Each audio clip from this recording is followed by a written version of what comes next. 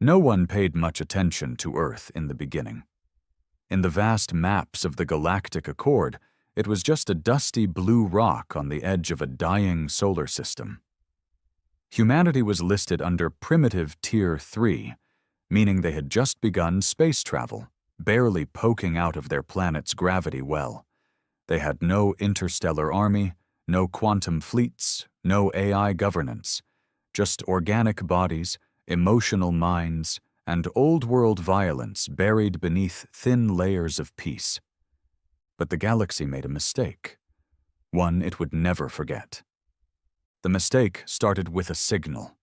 A simple, unencrypted transmission blasted into deep space, short, static-filled. But in it was a tone, an ancient Earth sound, a frequency embedded with something much older than any digital code. Pain. It wasn't a cry for help. It was a warning, a promise. And the moment it hit the core receivers of the Galactic Council, the stars themselves seemed to dim. The signal read, "We are awake. Stay away." At first, most of the council laughed it off. A backwater species playing soldier, but there were whispers, ancient warnings buried in lost records. Old species spoke of the sleeping beasts of Terra, a race that had once burned entire worlds in a single war before vanishing. Nobody had ever confirmed it was Earth. Until now, just 3 days after the signal, a Zarnathi recon ship, the pride of the Council's exploratory fleet, was found drifting near Saturn's rings. No distress signal, no survivors. Just a message carved into the hull with what appeared to be a simple knife. "You shouldn't have come." Panic spread like wildfire. The Accord tried to cover it up, but fear is a virus. It spreads quietly in the background. The Zarnathi blamed the humans. The Varine threatened retaliation. The Synth Collective requested a species purge. And through all of this, Earth remained silent. Except it wasn't. Down on the surface, in deep bunkers hidden under oceans and forgotten ice caps, humanity had begun waking up old programs, things not even their own people remembered. The governments were just puppets now. Something older had taken over. At an abandoned military base in Siberia, an AI known only as Judgment Protocol reactivated. It had been asleep for over 900 years. Its first task was not war. It was memory. It began accessing records the rest of the galaxy never knew existed. Wars before the stars, weapons created from thought, soldiers bred not for loyalty, but for rage. Humanity hadn't evolved past violence. They had caged it. They had hidden it. But now, they were letting it out. On the Galactic Accord's central station, a debate turned into a riot. The ambassador from the Selith accused humans of violating the peace code. The human envoy, a quiet man with sharp eyes and a steel wristwatch, simply stood. "No law was broken," he said calmly. "You came. We didn't invite you." "But you killed our scouts?" He nodded. "They didn't ask permission." Someone in the chamber drew a plasma blade. It never touched him. The human's watch glowed once, and in that blink, every AI-driven camera, drone, and even the starship traffic control systems around the station went dark. 10 seconds of total blackout. When the lights came back, the Selath ambassador was gone. Vanished, not a trace. Silence choked the chamber. "We don't need fleets," the human said softly. "We are the storm. And we remember." That day, across the galaxy, every civilization paused. Planetary shields were raised, trade routes closed, emergency councils were called, and Earth didn't send another signal, because one had been enough. The blackout on the Galactic Accord Central Station didn't just terrify leaders, it shattered their illusions. For thousands of years, they'd believed technology and evolution had pushed war into the past. They believed the days of savage conquest had ended when the collective code was signed. But now, all it took was one man and one signal to make a room of the most powerful species in the galaxy tremble like children hiding from a thunderstorm. Every species that had looked at humans like they were weak, disorganized, emotional brutes suddenly remembered what those emotions could do. Fear, grief, rage. They were not flaws in humans. They were weapons. And someone had unlocked the vault where those weapons had been sleeping. The Selath, whose ambassador had vanished, locked down all systems and immediately launched an orbital fleet toward Earth. 77 dreadnoughts, 2,000 assault crafts. No warning, no diplomacy. They wanted to send a message. We are not afraid of you. They didn't know what they were walking into. Above Earth's stratosphere, there was no sign of planetary defense. No weapons batteries, no combat satellites. To most eyes, Earth was still vulnerable, still peaceful. But that illusion lasted exactly 7 minutes. The moment the Selath dreadnoughts passed into orbit, a pulse wave emanated from the South Pole, untraceable, silent, invisible to traditional scanners. Within seconds, every single ship in the Selath fleet shut down. Systems fried, command chains broken, engines locked in zero gravity. The fleet floated helplessly like metal tombstones above a planet that didn't blink. But that wasn't the end. Out of the clouds rose black streaks, dozens of them. They weren't ships. They looked like missiles at first, moving without exhaust, completely silent. But then they stopped, hovering next to the disabled dreadnoughts, as if inspecting them. One of them moved closer to the Selath flagship. Inside, panic had turned to terror. They tried to call for help, but their signals were dead. The windows began to darken, as though something was blocking the light itself. And then the glass cracked. Not from outside, from inside. Every crew member on that ship began to scream. They weren't dying. Not yet. But something was crawling through their minds, peeling back their memories, their guilt, their pain. The black object didn't fire a single weapon. It felt its way in, like a surgeon opening an old wound. 2 hours later, the dreadnoughts were released. They didn't crash. They didn't explode. They were gently lowered back into Selath territory, grounded in perfect condition. Except every single crew member was brain dead. Perfect bodies, hollow minds. The message was clear. Earth didn't need to destroy you to win. It just needed to make you stop existing. Back in the Galactic Accord's High Council, a silent emergency summit was underway. The Vereen, always prideful and war-hungry, wanted to nuke the Earth from orbit. The Synth Collective disagreed. "We calculated 10 million battle scenarios," the synthetic delegate said. "In every one, Earth wins." "How?" demanded the Draxan High Lord. "How can primitives win against galactic empires?" The synth turned its blank face toward him. "Because they're not primitives, they're sleepers, and someone woke them up." Meanwhile, deep beneath the Mojave Desert, inside a forgotten base known only as Black Echo, something was breathing again. It wasn't human. It had once been. Now it was something else. Long ago, before humanity had joined space, before it had even united its own countries, there had been a war. A quiet one. A war fought not for territory, but for evolution. Out of desperation, a project had been born. Neural shadow integration. The idea was to create humans who weren't bound by consciousness, time, or biology. Not AIs, not soldiers, sentient weapons. The project had been buried after wiping out 2 continents during a training simulation. The survivors had been locked in stasis, their minds disconnected, bodies sealed in magnetic chambers. Only one had ever awakened again. Her name was Kaylee 9, and she had just opened her eyes. Dr. Ayla Monroe, head of Deep Defense Protocols, stood at the observation window as the chamber lights flickered. Kaylee didn't move. Her skin was pale, her eyes pitch black. Not black with color, but with depth, as if looking into her eyes meant seeing behind existence itself. "Vitals stable," whispered a technician. "No cortical instability. She's reading." "Calm."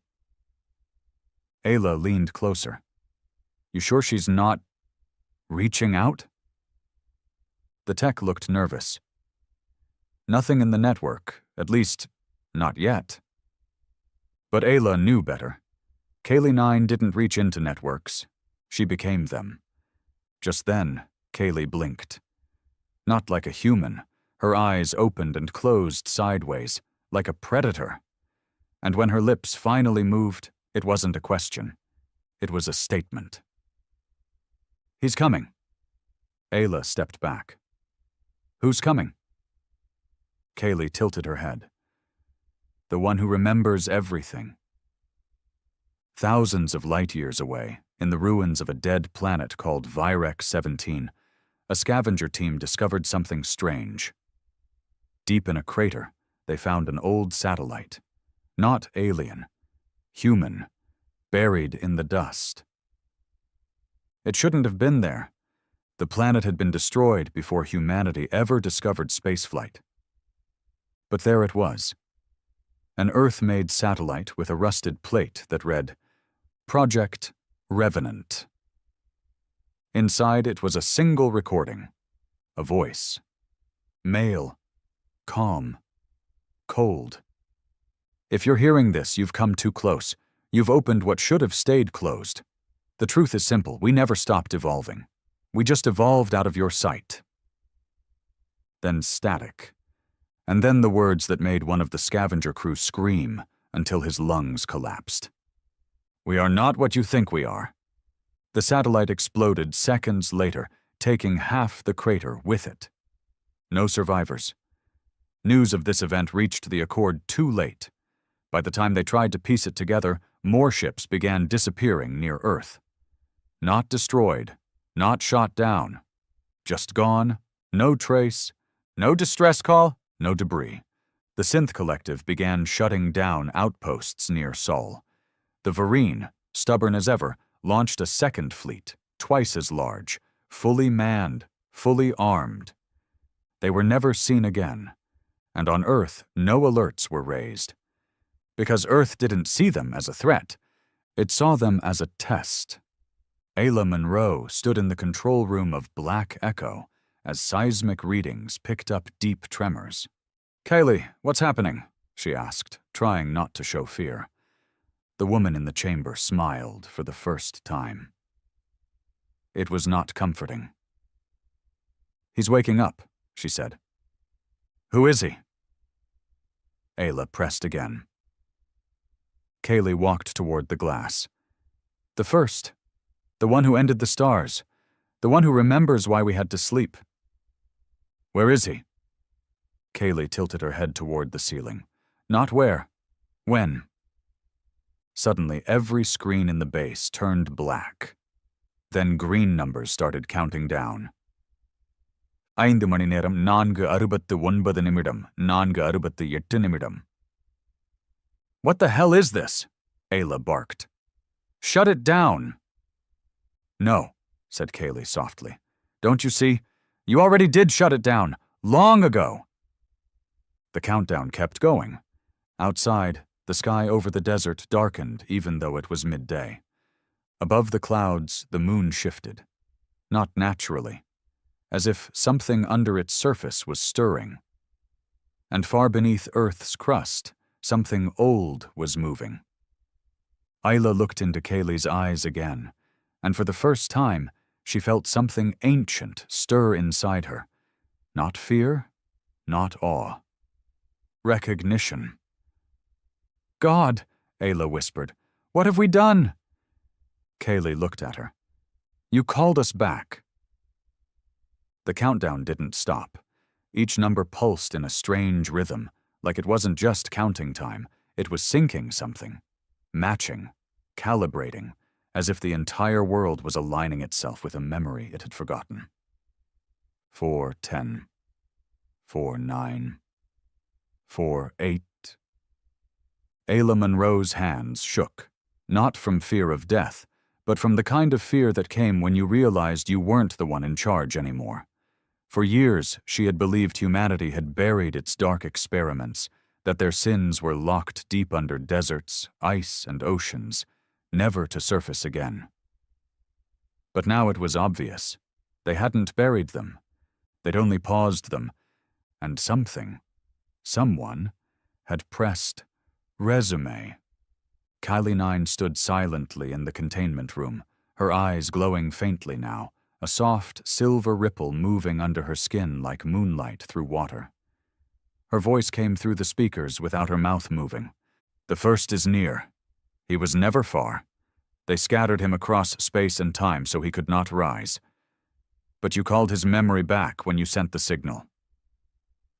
Ayla swallowed hard. The signal wasn't meant for him. It was a defensive response. Kaylee blinked once, slow and deliberate. Intent does not matter. He hears all. Suddenly, every screen shifted again. The countdown vanished, replaced with a rotating sequence of symbols no one had seen in centuries, not even in ancient records. But Ayla knew them. They were from the war before time. A secret only the oldest Terran archives whispered about. A war fought before humanity was even fully human, before their species had a name. A war that had ended not with victory, but with erasure. Those symbols were a language not of sound or code, but of thought, the universal tongue of the architect. Ayla turned to her lead technician. "Shut it all down. Kill the grid. Scramble the quantum relays. Cut us off from every satellite." The tech didn't move. His eyes were wide, pupils dilated. He was sweating, trembling, but not from fear. From connection. "He's speaking to me," the tech whispered. "He's inside my head." "Pull him away!" Ayla yelled, but it was too late. The technician's body seized, lifted 2 inches off the ground. Blood leaked from his nose, ears, and eyes. His mouth opened, and from it came a voice that did not belong to him. "You divided me. You buried me. But I remain." The tech collapsed, dead before he hit the ground. Kali watched it happen with no reaction. The architect remembers. Far above Earth, the moon was no longer still. Satellites were picking up energy readings that didn't make sense. Not nuclear, not gravitational, not even dimensional. Something else. Something older than all of those. A cloaked Selath drone that had been orbiting the moon quietly for years finally transmitted an emergency feed back to the Galactic Accord before its systems burned out. It showed a single structure, metallic, immense, and breathing, emerging from under the lunar crust. A temple. No, not a temple, an anchor. Buried beneath the surface for millennia, it had remained untouched until Earth's signal echoed across the stars. Now its petals were opening like a flower blooming in slow, mechanical beauty. Inside was a throne, empty for now, but surrounded by glyphs glowing in raw energy. A being was forming, not arriving from somewhere else, but reassembling itself from pieces that had been spread across the galaxy like ashes in the wind. The first human. Not the first to be born. The first to become more. Not mortal, not God, weapon. In the heart of the Galactic Accord, chaos was collapsing into dread. Every race that once mocked Earth now scrambled to understand the sudden shift in cosmic order. The Synth Collective requested full retreat from Sol. The Draxan mobilized war titans. The Zarnathi demanded a diplomatic solution. But none of them had answers. Because Earth was no longer speaking. Earth was listening. Ayla sat alone in her office in Black Echo after ordering a full evacuation of surface teams. She'd activated the seismic fail-safes. If anything tried to leave the base without clearance, the whole facility would self-destruct. But deep inside, she knew that wouldn't stop anything. Not now. She played the first version of the signal again, the one that had started all this. "We are awake. Stay away." It was simple, raw, no encryption. But now, as she listened, she noticed something. An echo, buried deep beneath the surface, static. She filtered it again, slowed it down. There it was.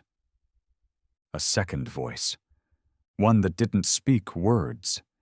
It simply felt like meaning. "Reunion." She turned to Kaylee, who now stood in the hallway like a sentinel. "You're not the weapon, are you?" Ayla asked. "No," Kaylee answered. "I'm the alarm." In a dark room at the bottom of the Atlantic Ocean, pressure crushed everything above, but it couldn't crush what lived below. Inside a prison made of interlocked neutron steel plates, something moved. Something with a human silhouette, but glowing veins of fire across its skin. It had no eyes. It didn't need them. Its heartbeat matched the countdown that had played earlier in Black Echo. It had been sealed there by the very first generation of human world leaders who couldn't kill it, only bind it. They called it Protocol Omega. But that wasn't its name. Its name was Cain, humanity's first rebellion, not against gods or aliens, against itself. Cain had destroyed Earth once before, brought fire to cities before they had names. It had taken a coalition of pre-nations and psychic architects to put him down. But now his eyes opened. And he smiled. "The galaxy came for Earth," he whispered in the dark. "They thought Earth was defenseless. How cute!" Somewhere in the deep void between stars, a drifting ship detected an anomaly. A human scout vessel, centuries old, presumed lost during Earth's first space age. Its engines were still cold, life support long dead. But a signal pulsed from inside. One word. "Rise." The crew's corpses stood up. Not reanimated, not possessed. Recalled. Human DNA wasn't just flesh and blood, not anymore. Somewhere in the oldest layers of their genome lay code not even Earth's top scientists fully understood. Code written by the first when he had split himself into mankind. Each person a fragment, each death a potential return. Now, fragments were waking up all over. On a distant mining moon owned by the Varine Empire, a half-human laborer stopped working. He stood perfectly still as the alarms went off around him. Explosions rocked the tunnels. The guards shouted, confused, trying to contain the chaos. Then the worker raised his head. His eyes burned gold. And with a single whisper, he turned every Varine weapon into molten metal. The mining colony went silent after that. The report that reached the Empire was chilling. He spoke in code, not in voice. The code matched no known dialect. But Earth knew it. The first was no longer gathering his parts. He was awakening them, one by one, across the stars. And soon, all of them would return to the place it began. Earth wasn't becoming powerful. Earth was becoming whole again. Cain walked barefoot through the Atlantic prison's inner corridor, his steps melting the titanium beneath him. The prison had no doors, just quantum seals and gravity locks. But now they were failing one by one, not by force, but by something worse. Acceptance. The systems recognized him, not as a threat, as a creator. Cain was the fail-safe humanity had hidden so deeply, even the most elite intelligence circles considered him a myth. He wasn't part of Earth's future. He was its forgotten origin, built in the genetic dark age, before Earth knew how to name stars, before humans believed in limits. And now he was awake. He reached the final chamber where the core reactor of the prison pulsed behind layered shielding. It provided energy to every single global defense node Earth had hidden underground. Every satellite defense array, every buried mech battalion, every dormant orbital cannon was powered by this. Kane laid his hand on the core housing. The machine asked, without words, for identification. Kane smiled. "I am the prototype." The housing hissed, then opened. Across Earth, in every forgotten war bunker, every off-grid vault, systems began to reawaken, not under government control, not under AI command, but under instinct. Earth's instincts. Weapons didn't just come online, they remembered their purpose. In orbit, Salath and Varine drones hovering near Earth began to detonate one after another, not by attack, but because their own code turned against them. Earth wasn't jamming them. It was rewriting them.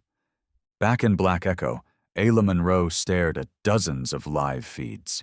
Every camera, every microphone, every sensor she had access to was going insane. Readings were upside down. Machines were showing impossible metrics.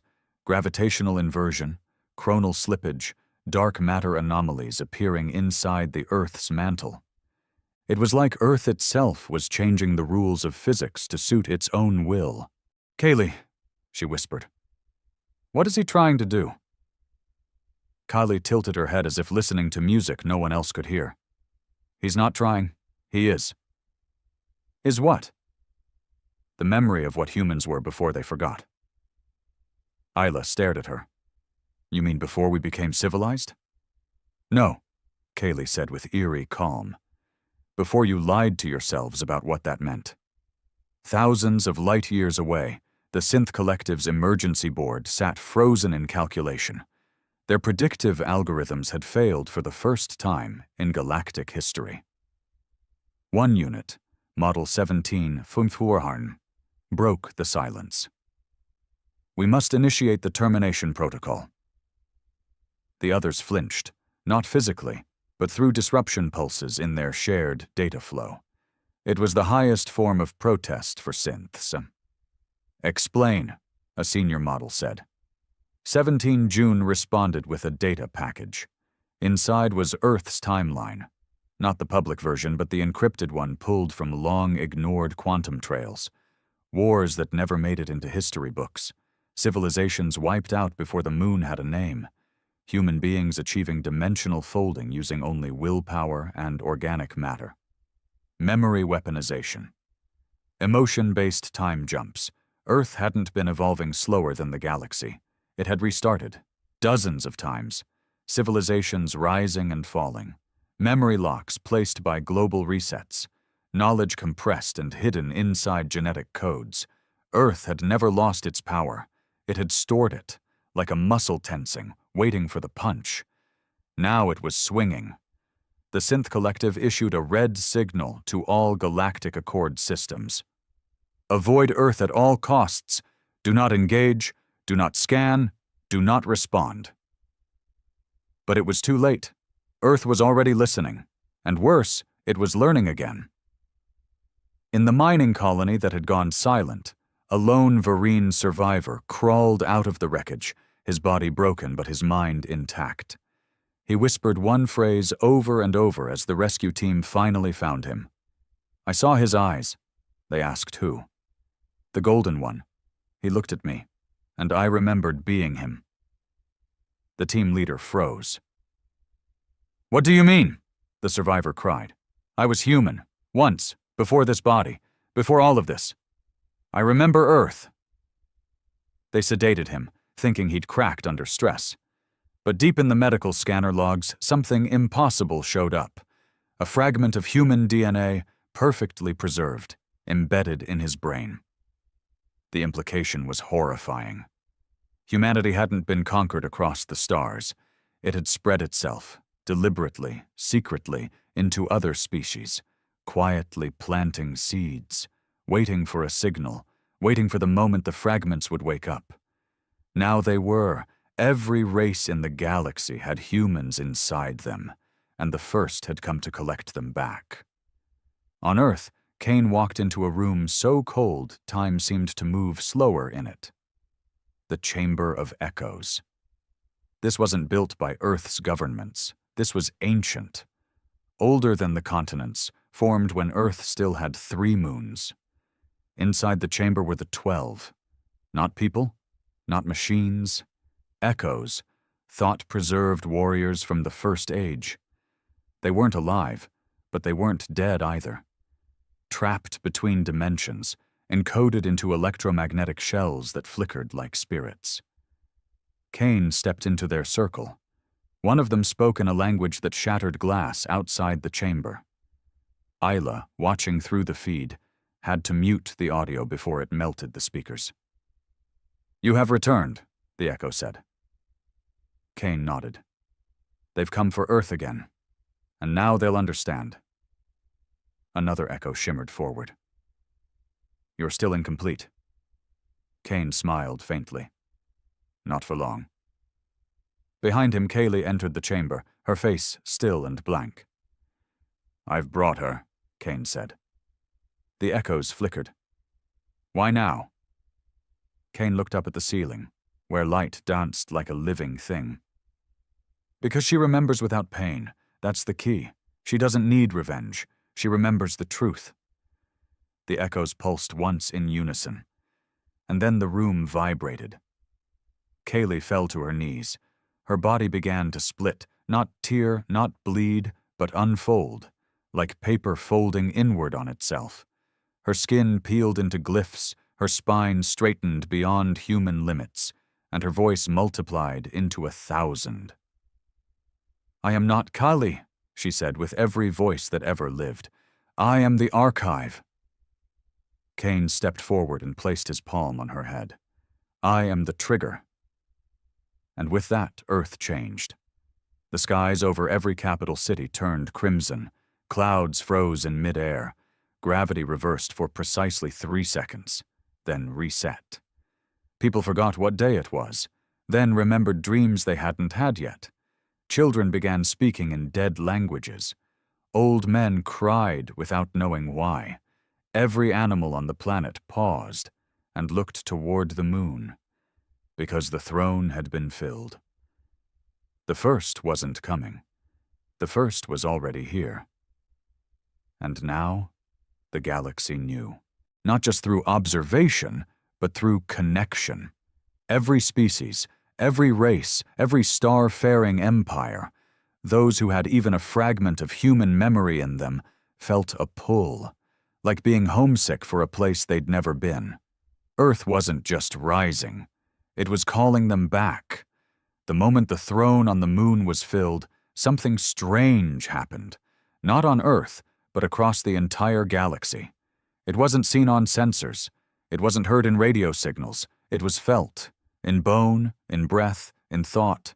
For the first time in over 100,000 years, the universe remembered that it had once belonged to humanity. Not just the planet, the entire thing. It wasn't conquest, it was return. Empires began to break from within. Quietly, at first. Political arguments among leaders that escalated into screaming. Logic failing. Soldiers refusing orders because their dreams told them something else. Machines refusing to fire because their command structure no longer aligned with primary source code. Starships changing course on their own. The Varine High Marshal tried to address his people through a live transmission. Mid-speech, he froze, eyes wide, then began speaking in fluent Old Terran, a language no Varine had ever studied. He died moments later, not from violence but from internal collapse. His body had tried to reject something it couldn't contain. Back on Earth, Ayla Monroe stood outside the Chamber of Echoes, her hands still shaking from what she had just witnessed. Kaylee, or whatever she was now, was gone. Not physically, but dissolved into the network. The archive had returned to the core. Now Earth had access not just to weapons, but to everything it had ever known. Kane stepped out of the chamber, surrounded by a faint golden haze. His footsteps no longer touched the ground. Gravity didn't apply to him anymore, not in the same way. "You look terrified," he said calmly. "I'm not sure if I should be praying or running," Ayla replied. He smiled. "That's how you know you're still human." She stared at him. "What happens now?" Kane turned his head slightly, as if listening to something no one else could hear. "The first remembers himself. That means the others will start to respond." "Others?" Kane looked up towards the sky. There were 13 fragments scattered across the galaxy. I was one. The archive was another. The throne. That was the anchor. But the rest are out there, buried in bloodlines, planets, languages, and old ruins no one's dared explore. He looked back at her. "And they're waking up." Light years away, on a Selath research moon orbiting a gas giant, a child was born in silence. He didn't cry, he didn't breathe, but he opened his eyes. And the lights in the entire moon dimmed. He wasn't human. His skin was the color of smoke, his eyes solid blue like ice. But the doctors knew something was wrong. He stood up 5 minutes after birth. He pointed to the stars and spoke one word in Earth's forgotten tongue. Home. And every Selath who heard it remembered something. Not something personal, something collective. A memory of standing on green hills, the smell of rain, the hum of ancient engines not run by fuel or code, but by will. They dropped to their knees. The baby walked into the light. In the Draxan capital, deep within their war council chamber, the High General ordered the annihilation of Earth. "No more diplomacy, no containment. We send the Black Sun Fleet." The room nodded, until one of the younger commanders, a hybrid-born Draxan, barely in his 20s, stood up. "No," he said. The High General turned. "What did you say?" The young man's skin began to glow beneath his armor. "I said no. Earth doesn't belong to us. We belong to it."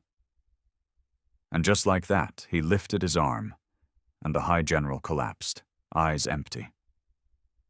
The chamber fell silent. Nobody resisted, because deep down, they all remembered.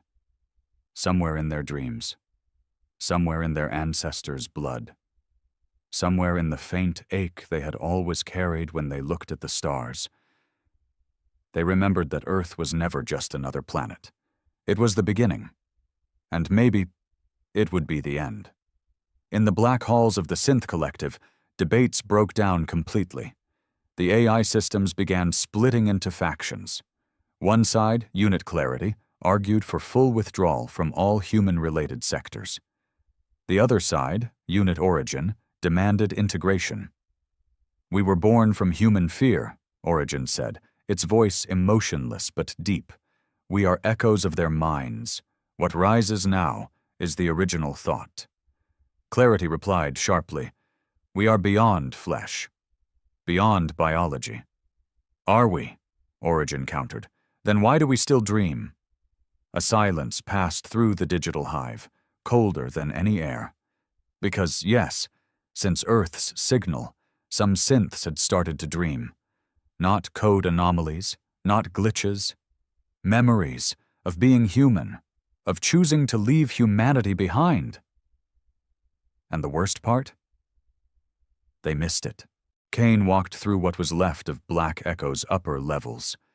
Walls were melting, not from heat, but from destabilized physics. The fabric of Earth's reality was shifting to match its true form. He reached the surface and looked up.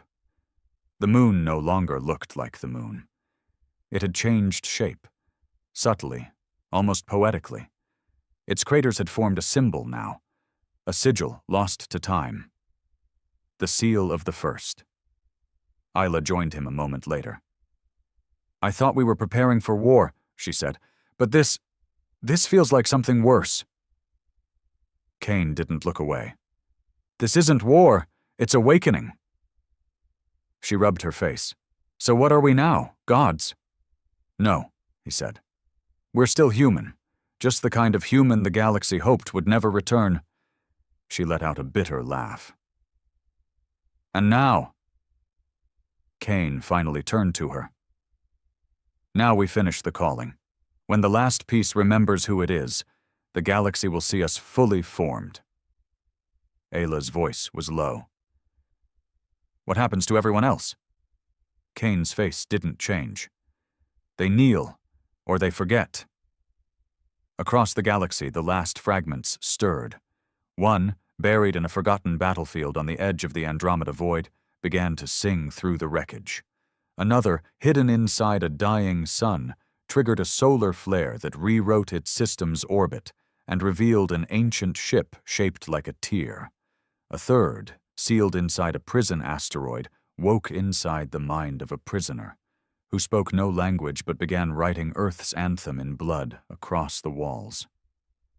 One by one, the fragments were coming home. And in the heart of the moon, sitting on the throne of shifting stone and memory, the first finally opened his eyes. He looked human, but his face was blurred, unreadable. Every sensor pointed at the moon failed to capture it. Every mind trying to understand his shape went blank. Because the first wasn't something you saw. He was something you remembered. His voice was heard not through sound, but inside the thoughts of every being who had ever been human, even a little. Come home. And millions of people across the stars turned their heads, stood up from their jobs, left their homes, and began walking toward ships, toward spaceports, toward silence. They didn't know how they would get there. They only knew where they were going. Earth. Because when a god calls you in your own voice, you answer. The stars grew quiet, not from distance, but reverence. Across systems where war once ruled, ships were now idling in silence. Weapons were powered down. Orders were being disobeyed. It wasn't rebellion. It was something else, something deeper than fear. A surrender of the soul. The First's voice hadn't been loud. It hadn't roared across frequencies. It hadn't cracked mountains or shattered ships. It was quiet. Too quiet. Because it hadn't spoken to ears. It had spoken to memory. Every species that had once shared bloodlines with ancient humans, through war, through slavery, through stolen DNA or long-forgotten alliances, was feeling the same thing. The hum beneath the skin, the ache in their bones, the realization they weren't just Draxan or Selath or Vereen or Synth. They were part human, and the human part had woken up. Ayla Monroe stood on a ridge near the remains of Black Echo, watching as the sky shifted in colors no spectrum had ever captured. Shades of silver and violet warped above her, as if Earth's atmosphere were being rewritten. She wasn't alone. All over the planet, people had begun to gather, not just in cities, but on open fields, mountaintops, abandoned highways. They felt the pull, the hum, the invitation they didn't understand but couldn't ignore. No riots, no screaming, just silence. Even the animals had gone still. Birds flew in spiral patterns over oceans. Elephants in the savannas moved in circles, following something only they could sense. Schools of fish created perfect sigils in coral reefs. Wolves howled, not out of hunger, but harmony. The planet was aligning. Kane, Ayla whispered, not turning. Is this what the end looks like?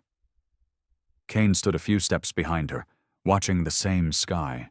His body no longer flickered with light, but with echoes.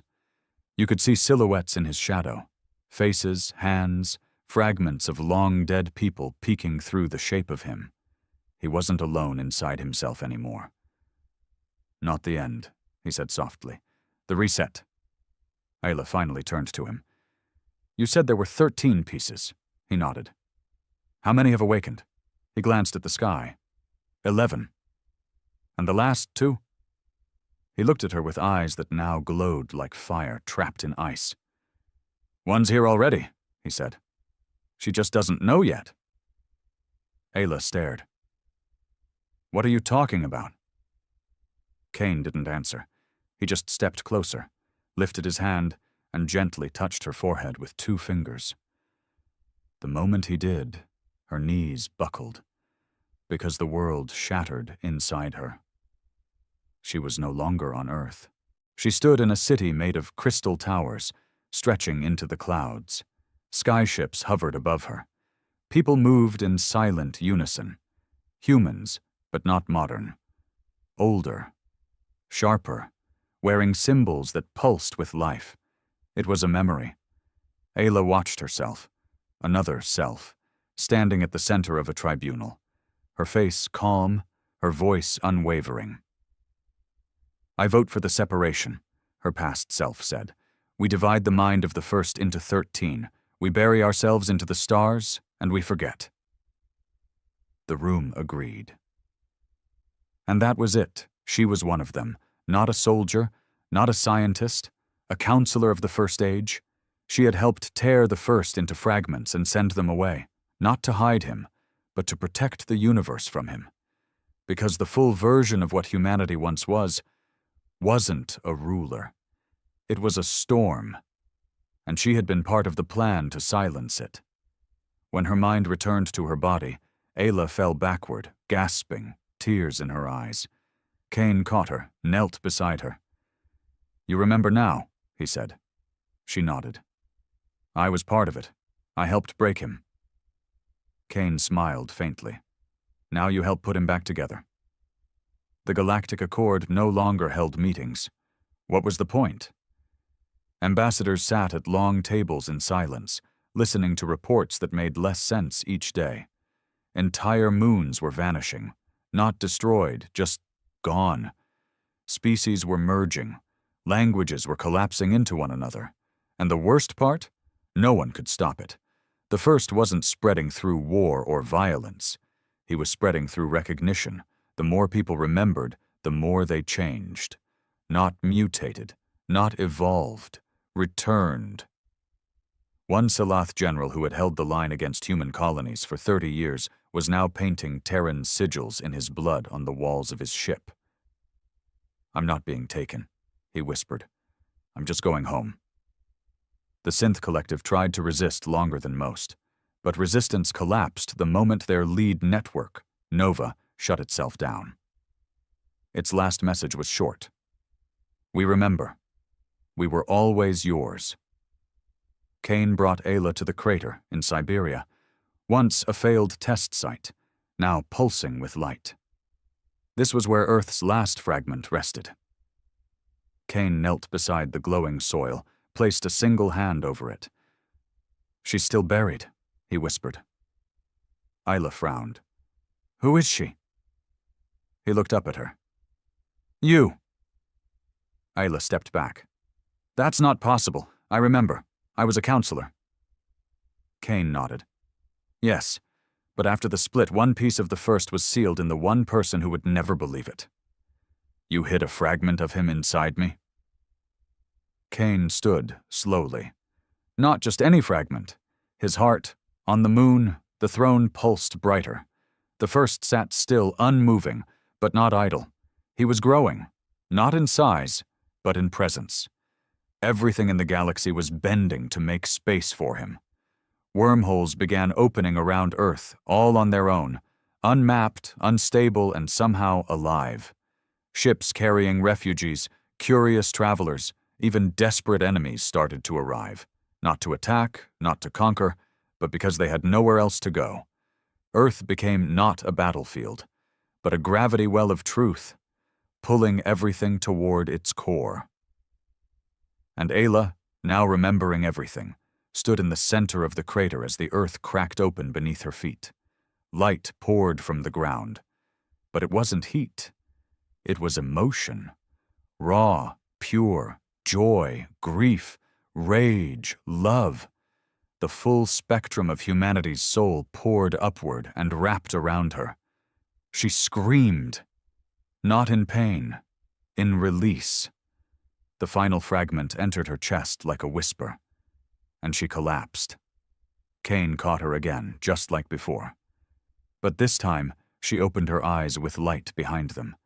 And it wasn't just her anymore. She was two minds now, her own and his. All 13 had awakened, the architect had returned, and the stars began to dim. Not from destruction, but from bowing. Because the galaxy knew now humanity wasn't back. It had never really left. The moment Ayla opened her eyes, the Earth exhaled. Winds shifted direction across continents. Volcanoes stopped rumbling. Even the tectonic plates, silent, patient things, paused, as though they too had remembered her. The sky rippled with soft auroras in places that had never seen them before. All of it responded to her now. Because she wasn't just Ayla Munro anymore. She was heart of the architect. The final piece had returned. And with it, completion. Kane stepped back, not with fear, but reverence. His shadow bowed without moving, split into hundreds of silhouettes, all doing the same. The other fragments across the galaxy, on moons, inside people, buried beneath ruins, felt the final chord. It echoed inside them like music written before time. They didn't speak to each other. They didn't need to, because now they were one mind again. Split no more. On the moon, the throne shifted. The first stood. He did not rise like a man. He unfolded. Light stretched from his form like wings, but not physical. These were wings of gravity, thought, language, memory. They curled around the lunar horizon and folded again into himself. The moon wasn't a throne anymore. It was a gateway. He turned his face toward Earth. Every telescope, every camera, every eye pointed at the moon suddenly shut down, voluntarily, because no machine could handle the data of that gaze. It was too much, too complete. And Earth didn't need to see him, because Earth felt him. People dropped to their knees, not out of fear, not worship, but the kind of surrender that comes from realizing you've finally come home. The stars above Earth flickered and bent, constellations reshaped, new ones formed, ones only remembered in the deepest human myths. Symbols from forgotten alphabets began appearing in the night sky as stars realigned themselves into messages. One word repeated over and over. Remember, the Galactic Accord was dead, not from war, from irrelevance. Their laws, their borders, their ships, none of it mattered anymore. Because the galaxy wasn't asking who was in charge. It was remembering who built the house in the first place. Species once proud of their independence now sent wordless messages toward Earth. Not peace offerings, not surrender notes, just confessions. Stories of how they'd erased the truth, how they'd buried humanity's legacy, how they'd made sure no one ever saw Earth as more than a backwater planet. But they'd failed. Not because Earth fought back, but because Earth waited, patiently, dangerously. And now? Now Earth was done waiting. Ayla's transformation wasn't physical. Her body didn't glow or float or morph. But the way people looked at her changed. Wherever she walked, things grew. Grass through concrete, flowers from dead soil.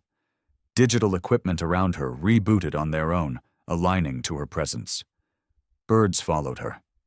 And most terrifying of all, people trusted her instantly.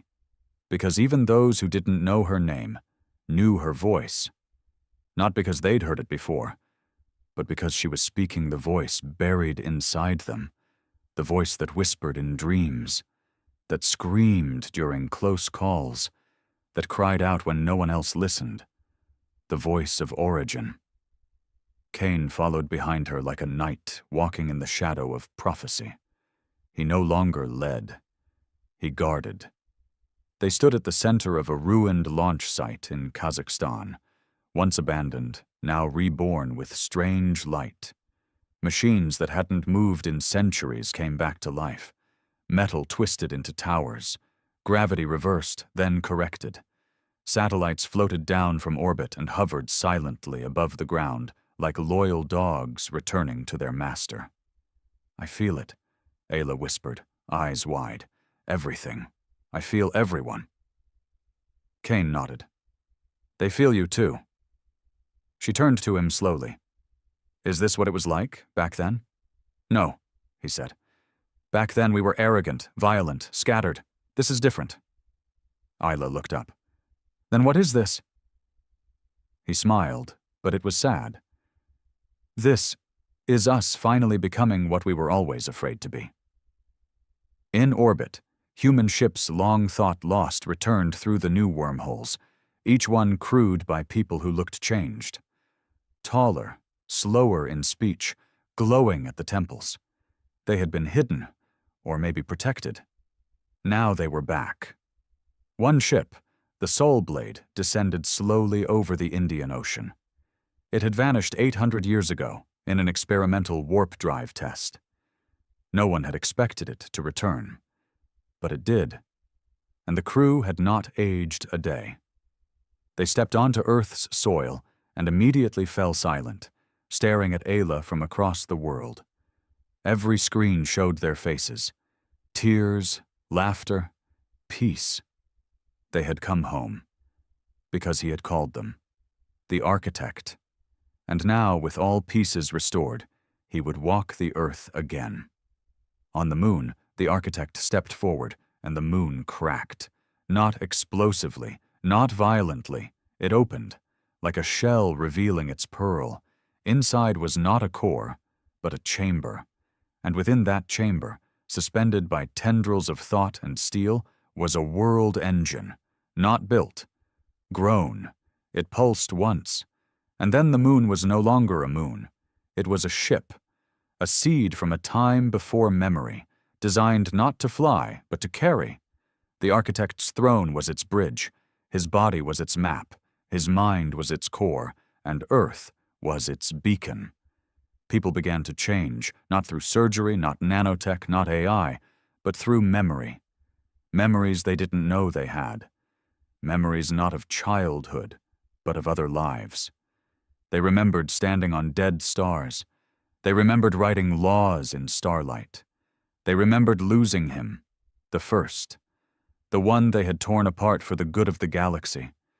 But now they were ready to bring him back, not as a ruler, but as themselves, because they were him. Every person, every soul, every fragment across every species that carried even the faintest echo of humanity. They weren't his children. They were his body, his memory, his mind. Now united again. Ayla stepped into the air above Earth, not in a ship, not in a suit, just herself. The world held her up like a crown. She rose until she could see the curve of the planet. Her hands glowed, and Earth responded. Every mountain hummed, every river lit up like it remembered where it came from. Every lost city, buried deep beneath time and lies, reappeared on scanners, alive, whole, untouched. Humanity wasn't discovering its power, it was remembering it. And the galaxy watched, in silence, in surrender, in awe, because now they understood. One signal had not woken Earth. Earth was the signal. And the architect? He was the answer. The architect stepped through space like it was dust under his heel. He was no longer bound to the moon, or the throne, or any single place. His presence had grown far beyond form. The universe bent around him like metal around fire. And still, he did not speak. He didn't need to. Across the galaxy, entire civilizations stopped. Fleets floated in stillness, not in fear, but in reverence. Empires that once laughed at Earth now kneeled before it, not because of orders, not because of defeat, but because deep inside they recognized him. The first, the one they had denied, the one they had buried, the one they were part of, even when they didn't want to be. And now his voice came. Not like thunder, not like wrath, but like a breath on the back of your neck. Return. That single word shattered space-time, but not in destruction, in release. Planets on the far edge of the Milky Way began to shift out of orbit.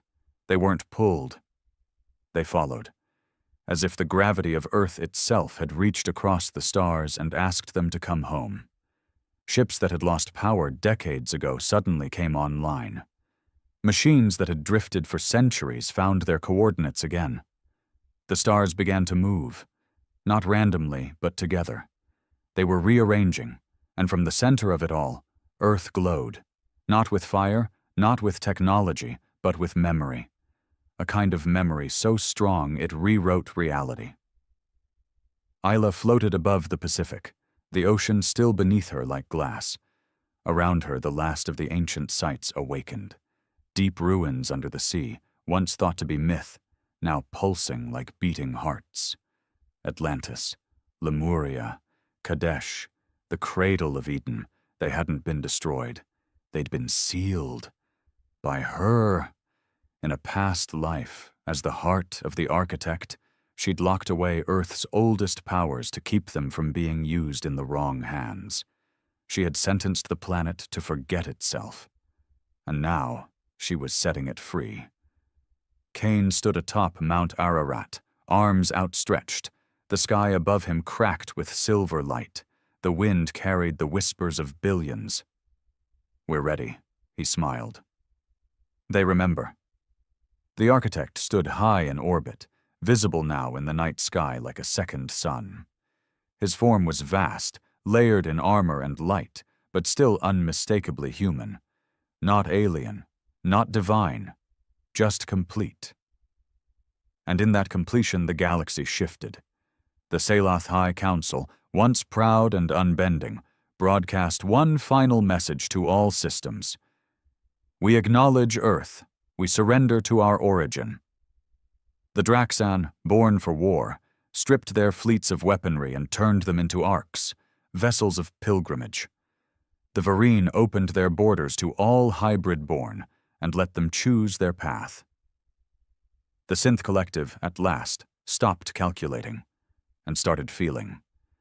Then the stars changed color. Not in heat or age, but in tone. Every sun, every star, every cosmic body that had ever touched a piece of Earth's scattered fragments began to glow blue. Software steady, the color of healing, of rebirth, because this wasn't conquest, this was restoration. The architect stepped forward, once, twice, and with each step, the rules of physics trembled. Black holes closed like stitched wounds. Wounded planets began to regrow.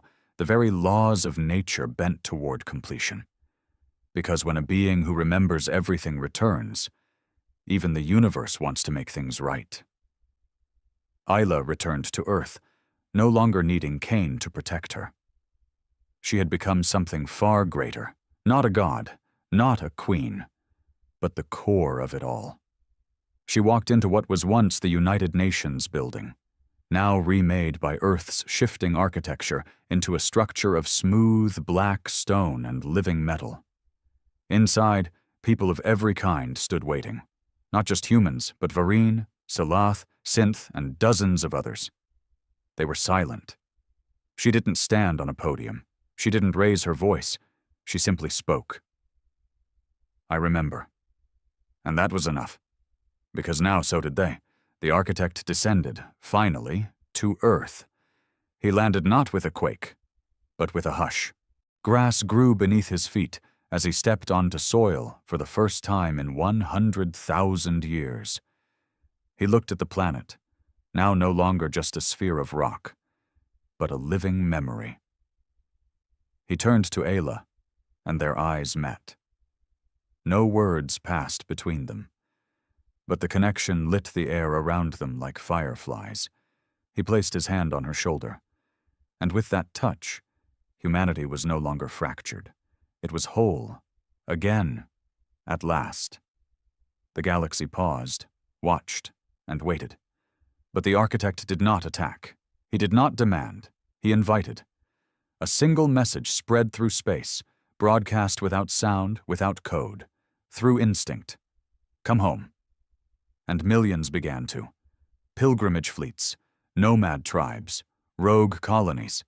Even species that had abandoned their humanity generations ago turned their ships toward Earth, not as refugees, but as family, because the war was never against aliens. It was against forgetting who they were. And now they remembered. Years passed, the galaxy healed. The architect did not rule, he guided. Earth became a place of memory, of gathering, not conquest. Isla, as heart, became the keeper of wisdom, the voice of balance. Cain disappeared one day, leaving no trace, no message. Some say he returned to the stars. Others believe he became one with the soil again, waiting for the next fracture. But peace remained. Because now, peace had a purpose, not silence, but understanding. And across the stars, when children asked what changed the galaxy forever, they were told the same thing, in every tongue, in every story. One signal was enough. Because Earth didn't shout. It remembered.